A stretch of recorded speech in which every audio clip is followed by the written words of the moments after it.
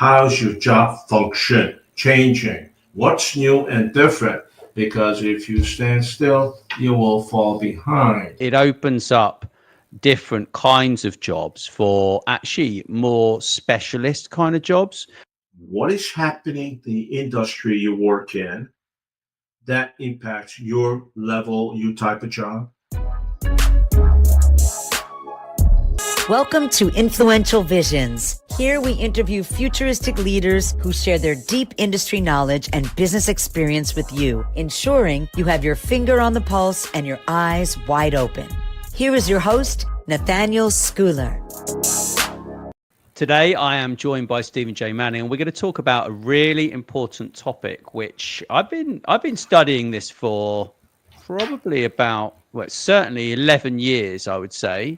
That was the first time I was actually asked my opinion on it. And I sat on a panel for IBM to talk about job disruption, AI, and actually what that would do to people and the world, etc., etc. And I mean, there are so many areas which jobs are being, where jobs are being disrupted. And it's not like AI is really actually that terrifying. What it is people are not prepared. And Stephen and I are going to kick around this topic for the next kind of half an hour, 40 minutes, and we're gonna really dig into the ins and outs of it. I'm even going to show some results from our new AI career advisory service. So Stephen's going to give me a random job.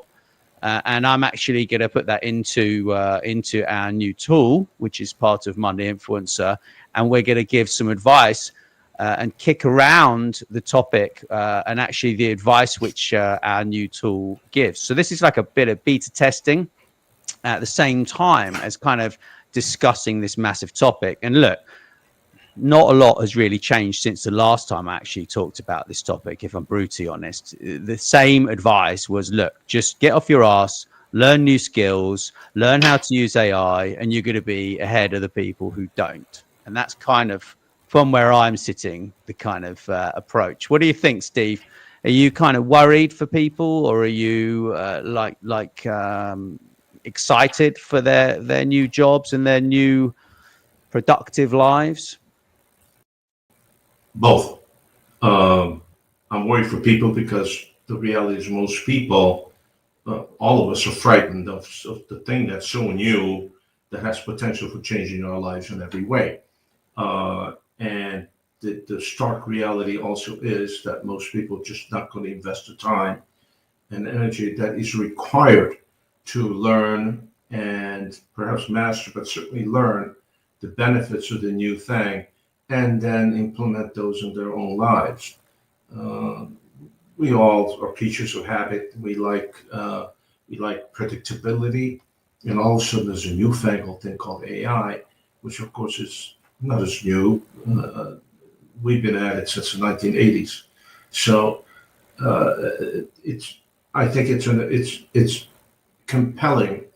No, that's the wrong word. It's mandatory that anyone watching this, listen to this, consider what we have coined this morning as a rally cry, which is, hey, Bob, AI is your friend. So the question is, how do you befriend the saber-toothed tiger that's going to eat you up, take away your job, take away your livelihood? Everything you know how to do will become passé because that big old machine in the sky can't do it better or more efficiently. And then going backwards to something that we preach all day long is, and this has been true since, listen, the wheel changed the world, the electricity changed the world, internet revolutionized everything in our lives, and now AI is running 1,000 miles an hour faster than we can keep up. Do not sit back and say, I'm just a roadkill on this technological highway. I've been hearing that from very smart people for a long time. I'm just so far behind. I understand it, but not really. It's affecting my life. oh, by the way, I'm looking for a job.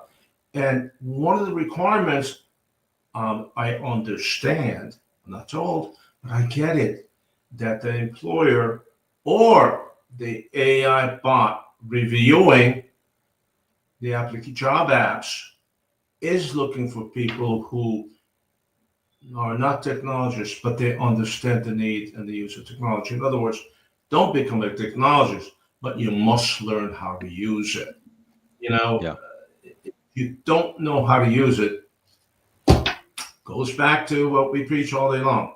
Yeah. In this world today, particularly as this incredible technological way of life explosion called AI, if you stand still, you're happy, you're doing your job, you're doing what you're doing.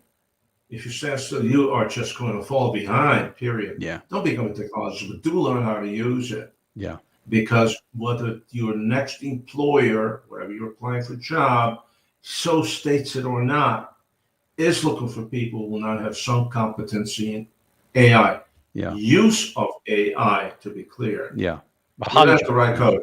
100%. You don't have to write code. Oh, by the way, AI can write the code, but you don't have to write the code. Yeah, but that's You have to interesting. know But that's that AI can do. well, it can, but that's interesting because actually it opens up different kinds of jobs for actually more specialist kind of jobs. But what I found in my research, I did a little bit of research. Well, I would say a considerable amount of research. If I was to do this research without the use of AI, which I used different tools for this, it would have probably taken, I would say, 6 to 8 hours, but I did it in maybe 10 minutes. And then I was like, actually, I don't like the way this is. Give me more, give me more.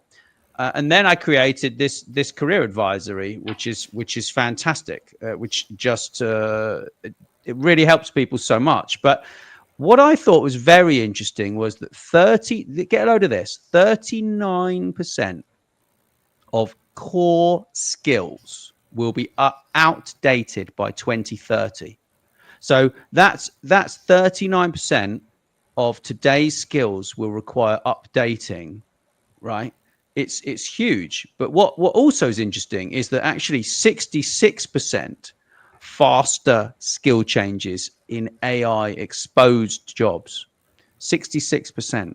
So I thought that was very interesting. But the people who use AI, right? In my personal opinion, they are open to change and they actually work much, much faster than people who don't. So I'm not too worried about that statistic if I'm brutally honest. Well, Yeah. Let me ask you a question. Is there any job, any process, any that's from ordering a hamburger at the drive-up window to picking up your mobile phone? Is there any process, anything you do in your daily life, and certainly in your working life, that is not AI infused? The day you got your first mobile phone, you were in the AI world. You know, so it's the question is, what happens to you in your job with the advent of everything AI does? My friend, the orthopedic surgeon, they created a whole wing for him at the biggest hospital there is. And he says he prefers robotics to his clearly superior skill. He's just got the platinum hands. And he moved from this massive hospital to this massive hospital because these people provided him with the robotics and the AI tools that he thinks enhance what he does. Of course, the reality of computing remains the same. Garbage in, garbage out. You put garbage in thing, you get garbage out. But then now we have this filters, AI filters, that are looking at all that garbage, all that input, say, well, based upon everything else in ether, that could be garbage. But the reality also is that another man I know, they are unusual people. They spend their lives in a dark room looking at images. and they are looking at images in real time. Somebody's doing surgery, and they're looking at real-time images and guiding a surgeon. This man is part of a group of like 100 who said, you need to understand that I look at that 54-inch screen and I'm looking at the image, and I've seen 10,000 of them. I have an AI bot that's also looking at the same image. And the AI bot tells me that I am missing a change in density, color, whatever, right over there, which I cannot see. There's no way I can see it, but my little AI bot can see. I don't know what the measurement is, but 100 times clearer than I can. Yeah. And that's when I stop. Look in that quadrant. And then a surgeon can actually go like this and look and say, you're right. There's some abnormal tissue there. But we couldn't see it. So AI, look, it is really silly to sit there for days pondering something you can get done in a heartbeat, as long as you don't lose your humanity. Einstein was wrongly quoted as, it was wrongly quoted, somebody else wrote that, but he's given credit to, regrettably, we arrived at a place where technology has surpassed our humanity. I look at it different. This technology has surpassed our own ability to think through it. Now, you said that you can spend 8 hours to do that piece of research. In my little world, up until fairly recently, I say, okay, for me to develop that, okay, so how many days, weeks, over weeks and months will I spend talking to senior people at MIT, senior people I may know at Wharton? There are 2 physicians at the Cleveland Clinic and Mayo that I should really ask. And then some supercilious, brilliant brains teaching it somewhere. And because I need to figure this out. So instead of that, I can now go to Schooler's model and get a really robust baseline for all that. It's robust. I think I can take that and expand that to what I think, to how I want and how and why I interpret it as I do. Right. Because I promise you, my surgeon friend, and they all do. These men and women, they're into the carpenter's axiom. Measure twice, cut once. Yeah. It doesn't matter what you see. Eventually, he said, "Okay, now I'm going to look." Yeah. I have to see that with my own eyes, and then I'm going to get a better pair of eyes. The camera deciding to the AI about to tell me if I'm seeing, if I'm missing something. So, but this technology, isn't this great? But it's amazing. But I interviewed a chap who's at the NHS in Birmingham, I believe, and he's been using that sort of technology for the last, I think, 5 years. He's been developing it with Oracle, and actually, fantastically interesting guy. He's got 5 degrees. He didn't even speak a word until I think he was 4 years old. Not one word. And now he's got 5 degrees, and he's basically an AI powered. He was saving it up, huh? Well, I think he must have been, but he's an AI powered surgeon. This guy, fantastically interesting, and he does something to do with it basically has reduced the amount of amputations dramatically, because actually the AI notices certain patterns based upon prior photos, right? So it's not rocket science. This is what people seem to think. It's not magic. It's not rocket science. We don't have AGI, right? Which is basically automated everything. We're still interrogating a database, which is what you reminded me the other day of, right? However, with that said, the benefits that I am seeing in many tools that I use. I mean, for example, there's a cybersecurity tool that I use for protecting myself, right? That actually now has a chatbot that is briefed on malware, phishing emails, all sorts of things. So now, as opposed to me reading an email and going, oh, I must do something about this, it looks genuine, I can now take that email and think, okay, well, maybe it's not genuine. And then I can take it and I can copy and paste it into this chatbot who is versed on that specific topic. And then it will say, no. This is a scam. Do not click that link, right? Which for some people, they need that reassurance, that advice, yeah? And so that's just one example of what's going on right now. Nathaniel, I mean, let me ask a simple question. Yeah. And I talk endlessly about my dentist. I talk about the guy who fixes my car, and I talk about whatever. Okay, so I have a problem. I have an issue. I have uncertainty about something specific. Don't know really what to do. Not sure what my best way to proceed here is. And eventually I succumb to the pressure of time, whatever circumstance. And I'm going to do that. I'm going to do that. And God, I hope that works out fine. Now, how idiotic is that? That to me is the same thing that, oh my God, I have a terrible toothache. By the way, nobody ever gets a terrible toothache on a weekday. You always get it at night and the weekend. Of course. Because it's more challenging. So oh my God. So I'm going to take over-the-counter stuff and my head's going to explode for 4 days and I'm hoping it's going to go away. No, call a dentist. Oh, my car's going boom. Oh, you know what? Maybe it'll solve. Yeah, it'll fix itself overnight. No, call John. So my point is that, hello, I no longer have to sit there and rely entirely on my own wits. So I can say, wait a second now. I'm not the only person who drives that car who makes that noise.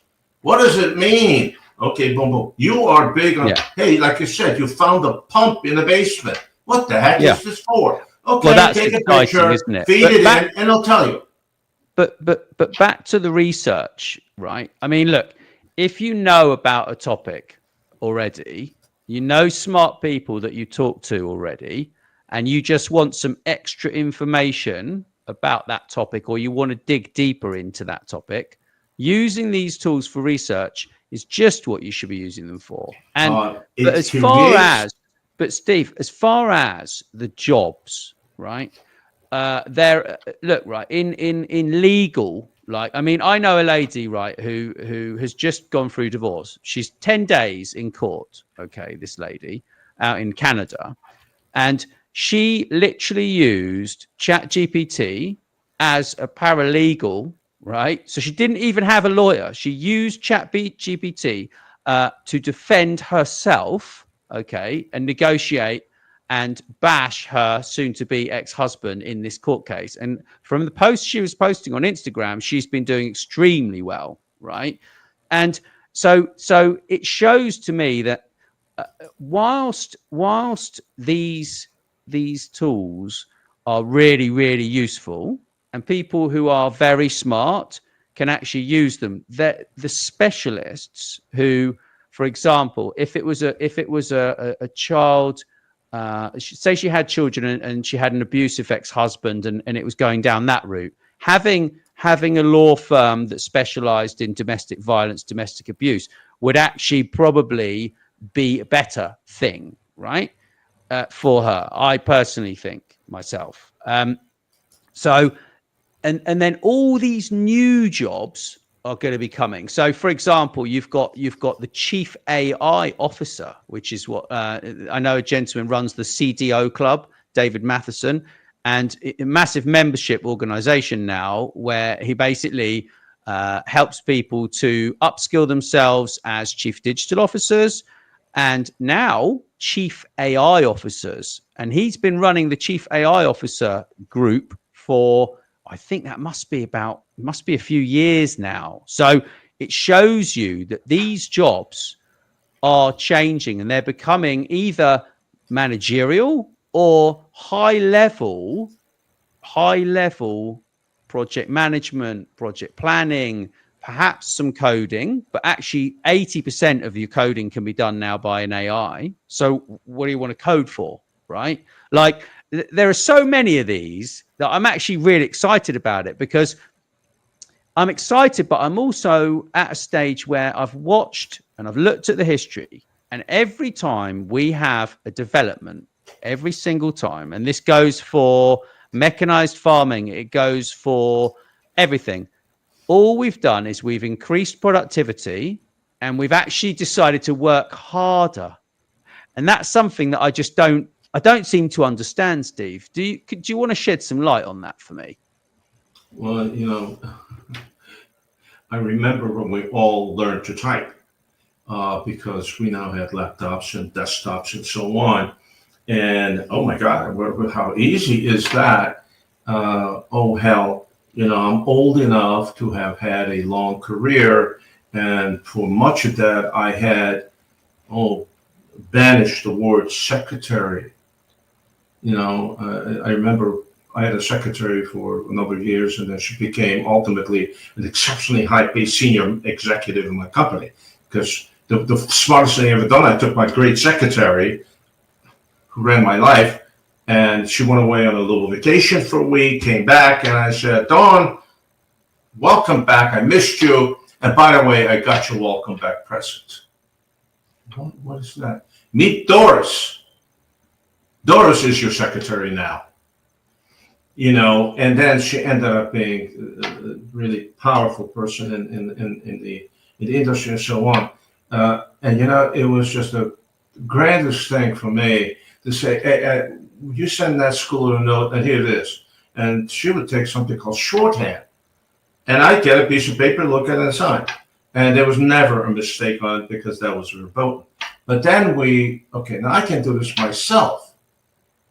Well, it took me a while to figure out that I could do it myself. I learned how to type, and I could make corrections, and I added a significant amount of workload to me because I could look at it and change it and go back and change it some more. And eventually I go through this cathartic thing and I get it done. And I spent 5 times the amount of time to do it. Now, of course, we can have these machines compute for us. Now, that's not good enough. And then God created cloud computing. Okay, so now we can really do all of that. I can build a Chevrolet online. A little bit, I can calibrate pistons. So the answer is that it's a two-edged sword. It gave us latitude and to do much more this way and that way. And so I can do that too. The thing that I lament the most, not having a staff of hundreds or thousands, which throughout my life I was fortunate to have, is the ability to say, I have this thought. I think we could do that. Hey, Terry, do we have anybody aboard that understands that? I'll get back to you. The executive assistant would say, and then pretty soon she'd go dispatch 4 people in the company, would go do all that research, and I get back to one-pagers and say, nah, that was a bad idea. Move on. Now that's what I miss the most, because once I get interested, oh man, the time suck is astounding. And when I start researching the mating habits of wallabies. Why? Because I don't know why. I end up figuring out why mussels in New Zealand are green. Now that is amazing for me because I'm insatiable for absolutely useless detail. But the reality is it's still only 24 hours a day. That 24 hours a day is no longer 24 hours a day. It's not 48, 72, 412. Because I can't just go to Schooler's bot and just ask that. Now what I get, and this is a distinction, this is not a distinction without a difference. This is very specific. When you do that research, hello you all, remember, there are, certainly in my world, there are no definitive answers. I don't come up with definitive answers to any problem. I'm not that smart. I don't know. I'm never going to figure out how to split the atom, or I love to say, create another flavor of chocolate. But I can come up with testable hypotheses. If that's true, what else is true? Because everything for me in terms of generating knowledge is pretty much deductive. If that's true, what else is true? So I look at AI to some extent the same way. I can go to AI and try to figure out why my car is exhibiting this kinetic boom. Now, what that does for me, it doesn't fix my car, but it sends me to see John as opposed to Bob about fixing the thing. And when John said, not my competency, Steve, you need to see those people. When they tell me that the sun doesn't rise in the east, I'm prepared to say, no, you're wrong. Well, you're not a mechanic. How do you know? Well, you know what? The fact that I asked that question of Grok or Gemini or Copilot or ChatGPT just added to the knowledge base. Meaning every one of those, now certainly the one I queried, understands there may be some relevant and nuantical issue there. And therefore the database starts to grind on, is that a problem? Or is it, and it's astounding when you ask that question the second and third time, and the feedback is, well, 94% of that professional universe seems to agree with that way. Okay, so 6% don't. My antenna gets extended, so when they want to charge me $1,492 to fix that, I go back and say, there's probably a 6% chance I'm getting ripped off. So what does that mean? I'm going to have a chance. I'm going to have a chat with the guy and say, dude, here's another way to fix it. Can you do that? Exactly. Well, we can, but it's not kind of like what we like to do. Well, I like to spend less money. Mm-hmm. So let's come to a meeting of the minds. AI is astounding to get me to understand what I just got myself into better. Now, give me a framework. And as you know, I'm big on framing issues. Yeah. First, you frame your issue very specifically. This is what it's fish, fowl, big, small. You quantify it. This is a big deal, not a big deal. You qualify it. Ooh, could you die of that? Yes or no? And now you start applying the go forward. Now what I have to do. Now that I got it and I framed it, hello, AI is what a wonderful way to do that. Well, exactly. But also, I found it very, very good, actually, when it came to telling me about writing, right? And it echoes actually what we talk about a lot, which is the word salad, regurgitated, poor quality writing, lacking style, lacking skill, lacking any substance, right? It's basically what it's saying is that high quality writing, which we have in Monday Influencer clearly, is okay from disruption. And our policy is to basically write this ourselves, right? And you narrate that once a week as well, right? And we currently have no plans to clone your voice and get AI to read your words, right? And our words in Monday Influencer. We don't have plans to do that. We don't have plans to stop interviewing people because it's not what we want to do.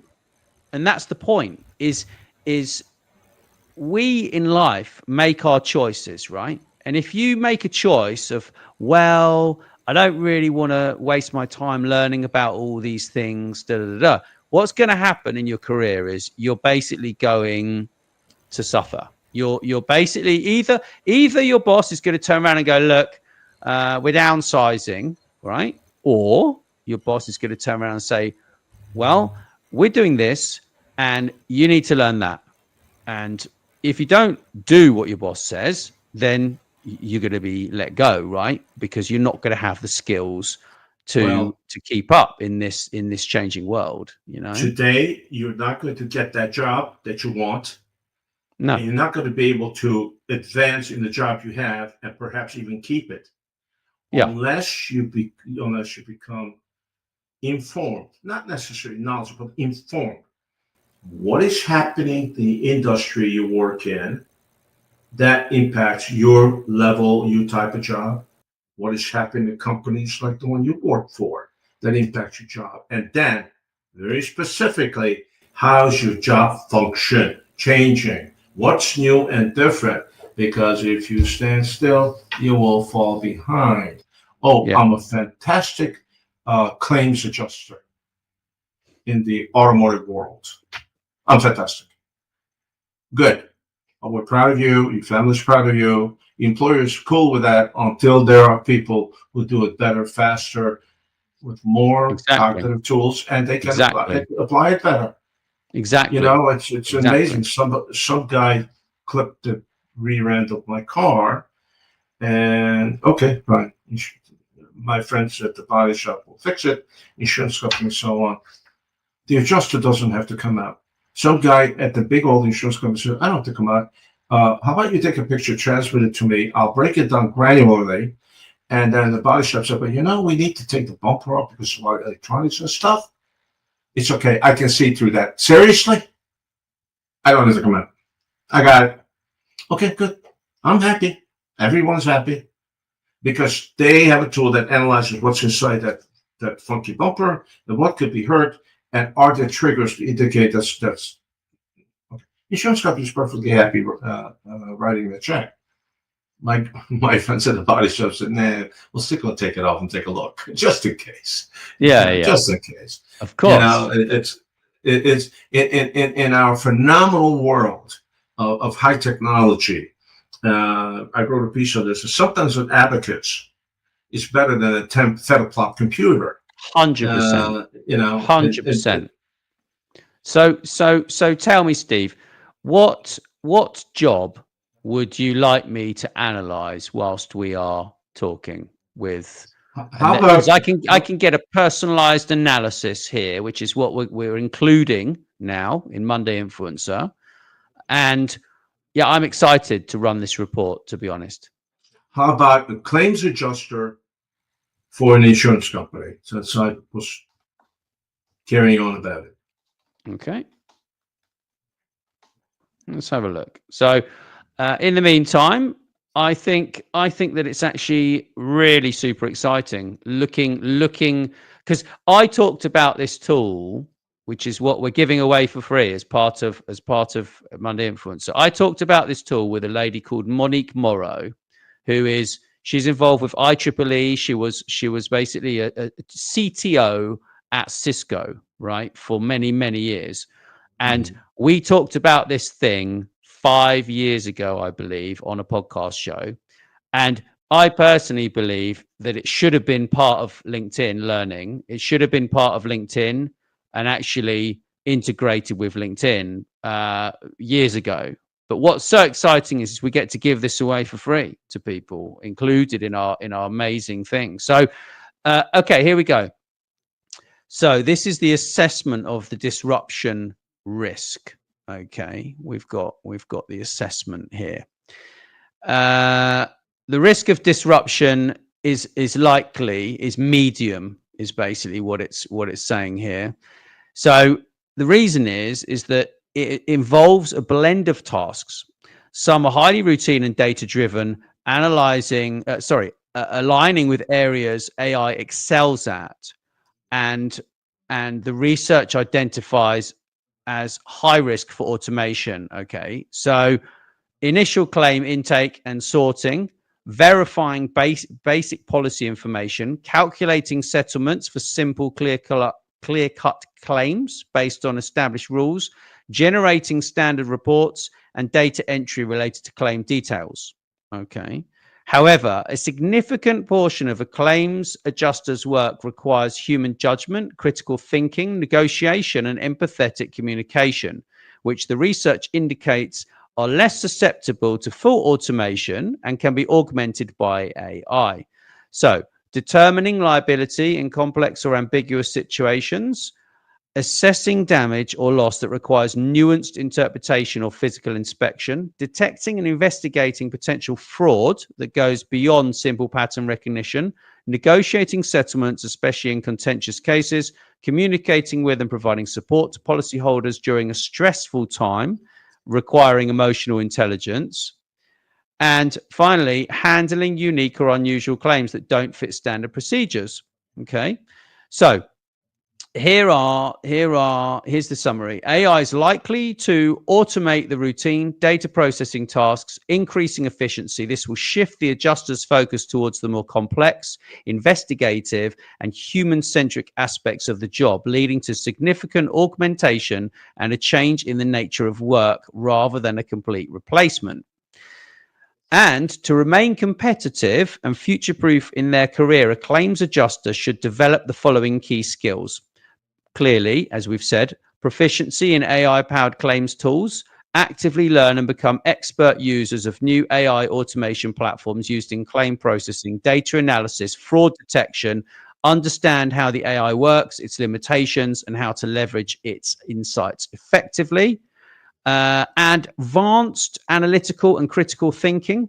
So they need to strengthen their skills in interpreting complex data provided by AI, etc., etc.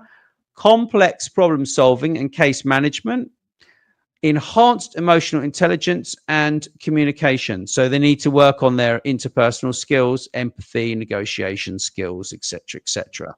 So amazing, isn't it? Interesting, right? Okay, so then as part of the process, you have a client, if you will, a subscriber who has this issue, applying for a job. Huge. Applying for a job today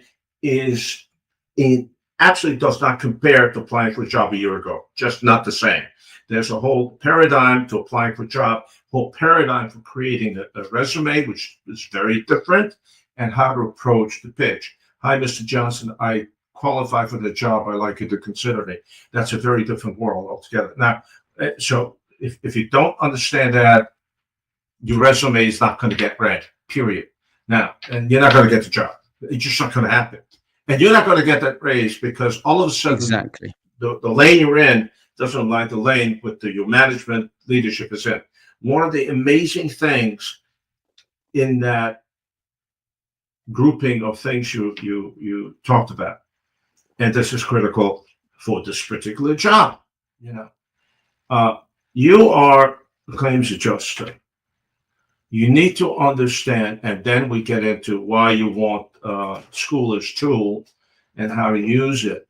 You need to understand that by the ordinary performance of your job, you have absolutely not conscious, but competing goals with your client. You have two clients, your employer and the insurance company, and client number two is the insured. The insured wants to get the claim for the medical procedure signed off on, wants to get the car fixed, wants to get the floors fixed after the flood or earthquake.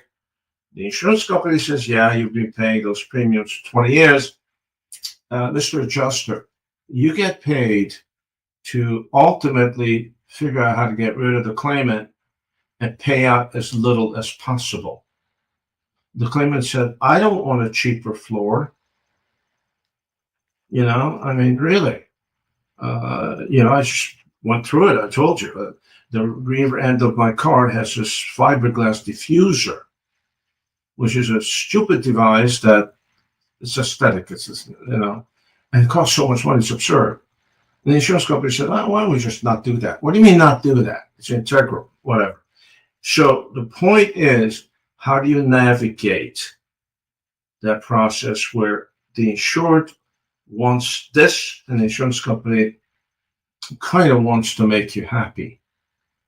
The most glaring example of that cited in the United States is when the doctor said, Mr. Johnson, you really need to have that MRI, and we need to switch you to this drug from that drug. It's just critical because the drug you're taking is actually counterproductive. In fact, there's not anecdotal evidence that it could kill you. And then you go, and then, okay, well, the insurance company guy, some doctor in Lincoln, Nebraska, who said, okay, well, schedule you an MRI in 6 weeks. I have to think about it. My doctor said I need one today. No, 6 weeks. And then the drug you want? No, it's just too much money. But you keep taking this one to see how you tolerate it for next month. Doctor says my patient could be dead in a month.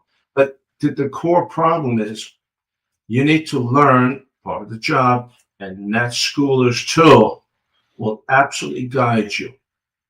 in the communication module of the process, where you're straddling the needs of your company, needs of your employers, with the constituency you theoretically, practically serve, and come up with a reasonable compromise where everyone is reasonably happy or reasonably unhappy, but it's an elegant solution. It's done.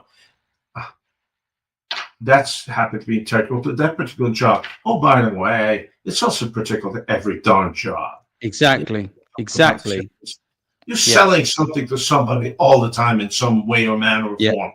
So the interpersonal thing, AI is not going to assert, but AI can help you identify the 6-7 touch points and will rank them in order of typically what is important to you. This is really important. Unfortunately, 87% of people think it's not. So where do you put that in your job? I think having this tool is like hiring a team of consultants. The practical people will tell you what needs to be done, and then the action people tell you how it needs to be done, and then the people will help you survive the process successfully. You got this done. You can accomplish yourself really well. Your employer said, "Hey, great outcome, Nat. Well done. I'm so glad you touched that." And the other side, the adversary said, "Well, I should not have expected better. I think that's what I should have done." Absolutely. Fantastic. Absolutely. But the most amazing thing is that within Monday Influencer, we have so many resources which we are making available each week. We're adding more and more to our learning management system. And actually, if you turn around to us and say, well, I've run the tool, and the career advisory said I need to learn about negotiation, we've got you. If it said you need to learn about sales, we've got you there. We've got so many topics that we are releasing within this platform here, and each week with the Monday Influencer, we give you actionable advice and point you in the right direction of success. And this career advisory, whether you're in a small business, run a small business, or you're an executive within a business, or even if you're doing a master's degree and you're studying, right, as an executive, this tool will help you. And the content, if you turn around to us and say, right, I need to learn about X, Y, and Z, we can fit that into our schedule for you, and you can have that available within, I would say, within 2 to 3 weeks, if you give us some topics that are going to be popular with everyone. If you ask us for some specific industry-based topics, that specific, brain surgery training and things like this, obviously we're not going to be putting those in there, because but we do know some brain surgeons too. We do, I mean, we might be able to point you in the right direction of a brain surgeon if you need one, but yeah, I have to say is that we have a side. I wouldn't call it a business, although it ends up being a business, part of the advisory world, that we jokingly call "We Know Somebody Who." And you'd be surprised, our fine listeners, the kind of requests you're likely to get when people become associated with a really strong resource. Do you know anybody who can can beef in cans for the Russian winter in Siberia? I don't exactly spend all my nights thinking about it. But let's just say that a day and a half later, we identified the big factory in Ireland that can do that, after talking to our friends in Argentina. They do a lot of beef there. And then they sent us to Chile, then they sent us to Spain, and they sent us to this. And then some guy in Germany said, you got to talk to this guy in Ireland. 2 days later, they made 40 million euros worth of canned beef for charity. We know somebody who, because we're I love that. Researchers, and we have a lot of great, thank God, a lot of great relationships between us. We just know a lot of people who can give us guidance of where to go. And information is king. Research is uber king. Absolutely, absolutely. And if you are listening to this and you're like, well, actually, I could really do with using that tool, just grab the $1 month one trial of Monday Influencer. Go to mondayinfluencer.com, put in your details, and then go for it. And you can have access to that pretty much straight. Yeah, it will be straight away. I just need to set it up, which you will obviously find that it will be set up by the time you push the button. So go for it. And we're there for you to help you, to guide you on your career and life journey towards more success and a good work-life integration, or balance, as many people call it. So thank you, Stephen. Always enjoy speaking with you. Always. And thank you for listening, everyone. Ciao. Thanks very much for listening to Influential Visions. Please make sure you share this episode with your friends and business connections. And don't forget to drop us a review wherever you listen. Thanks.